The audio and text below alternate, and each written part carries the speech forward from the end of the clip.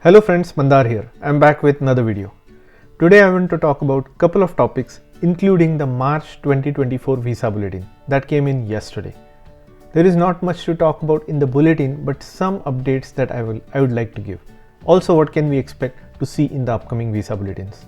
There are certain other topics regarding the appropriation bill update, a latest news from uscis regarding unprecedented number of visas processed, what should you do once your date becomes current in the Visa Bulletin, and some suggestions on EB1A and EB1C. So a lot of packed content guys, watch this video until the end and let's get started.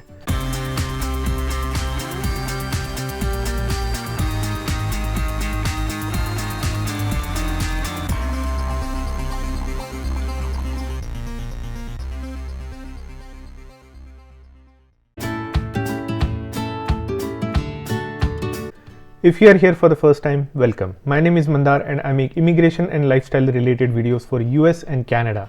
I'm not an immigration lawyer, so anything that I say on this video or on my channel is for information purpose only.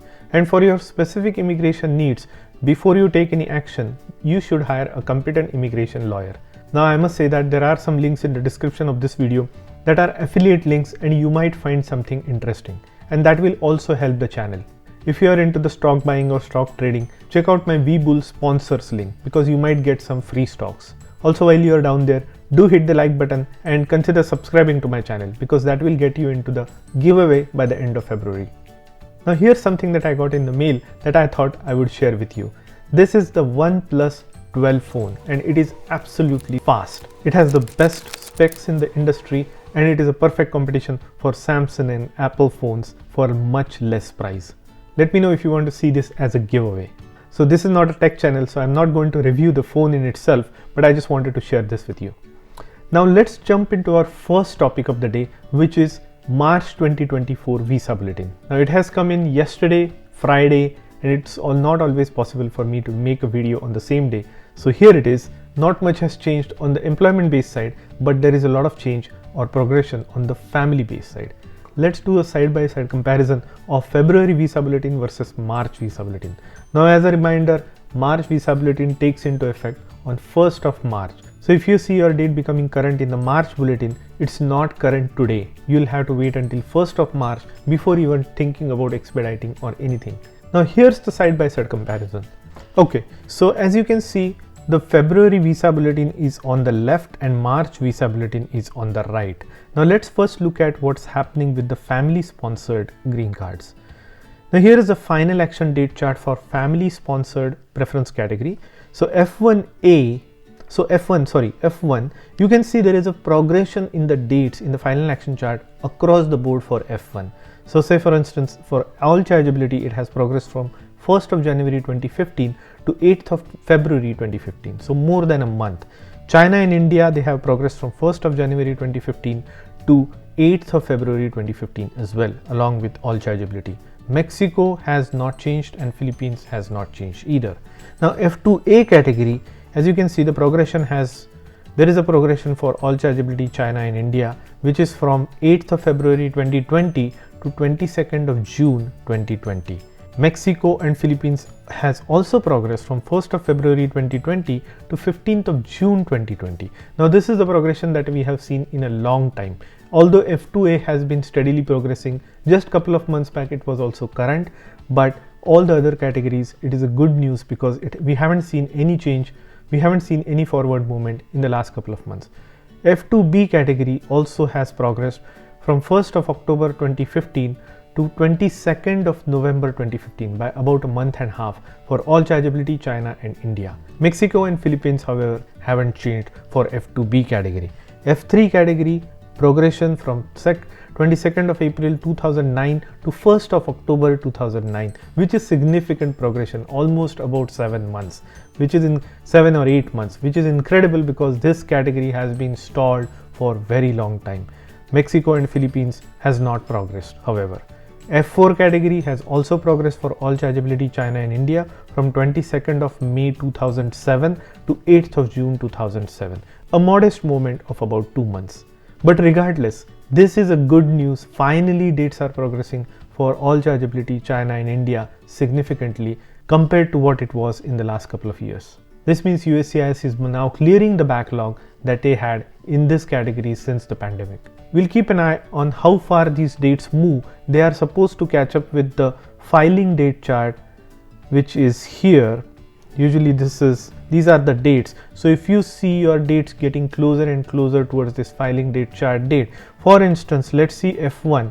F1 still has 2 more years to go, because if you see February 15th is the current date for all chargeability China and India. It has to move up to 1st of September 2017. So it still has about 2 years of progression left to be done in the next 6 months until September of 2020. So we are going to see these dates moving forward in the final action chart. That means USCIS will be giving out green cards to these many people every month for the family based category. Great news for family based category. It has been long time coming. Now let's turn our attention to employment based green cards. So I know for sure that some of you are interested in stock trading, day trading, buying cryptocurrencies. I want to present you VBull. VBull is a trading platform. It allows you to buy stock, it allows you to buy options, do options trading, and also it allows you to buy cryptocurrency. Feel free to take advantage of this. Join through my link and you will get those free stocks. Now this is the final action chart for employment based green card. Now as you can see, nothing has changed for EB1 except for India. So final action chart date for India has changed or progressed from 1st of September 2020 to 1st of October 2020. 1 full month of progression for India. So good for you, India. Unfortunately, nothing has changed for other categories. Now EB2 category has progressed slightly for all chargeability from 15th of November to 22nd of November. Just a week of progression. China has not progressed at all. India has not progressed at all. Neither has Mexico or Philippines. So no change in the EB2 preference category except for all chargeability in the final action chart. EB3 has progressed by about a week. Again the same as EB2 for all chargeability only. China and India remain exactly the same. India remains at 1st of June 2012. Mexico and Philippines also haven't progressed at all. Other workers category has also not progressed except for all chargeability by a week. Fourth preference category has significantly moved forward from 15th of May 2019 to 1st of December 2019 across the board for all countries. Certain religious workers category has also progressed from 15th of May 2019 to 1st of December 2019. Rest of the chart for EB5 remains the same, which is current. Now let's look at the filing date chart for employment based category. So here's the filing date chart for employment based category. I'm not expecting any change in this chart whatsoever, but let's look to see if there is any slight change somewhere. And I can see some changes in the EB4 preference category and EB5 preference category. But let's look at EB1. No change in EB1 for India, China, all chargeability. Dates remain the same. EB2 also remain the same. EB3 remain the same. Other workers category has also not changed. Fourth preference category, however, has changed or progressed from 1st of September to 1st of January 2020, which is good news for other workers category. Certain religious category also the same, progress from 1st of September 2019 to 1st of January 2020. Rest of the chart remains the same. Now here's the thing that I wanted to tell you about EB category. Now what they had said and what they had done in this year is they are releasing the visa numbers that every quarter. So every quarter, in the sense, the first time they released is in October, then in January, then the next time I expect it to be in April Visa Bulletin, and then July Visa Bulletin. That is what my expectation is. So we may see some significant progression in the EB dates in April and July. The dates movement is not going to be significant but slight. Remember, these dates in the final action chart have to meet the filing date chart. There is about few months of progression still has to happen for EB2 and EB3 category. So dates are steadily going to progress, but nothing dramatic. Anything dramatic that you can expect is in the October Visa Bulletin for 2024, where we'll have new sets of visa numbers and dates progression, in my opinion, are going to progress by about a year for EB2 and EB3. EB1 might become current in October, but we'll talk about it as we get closer. That is just my speculation at this point of time.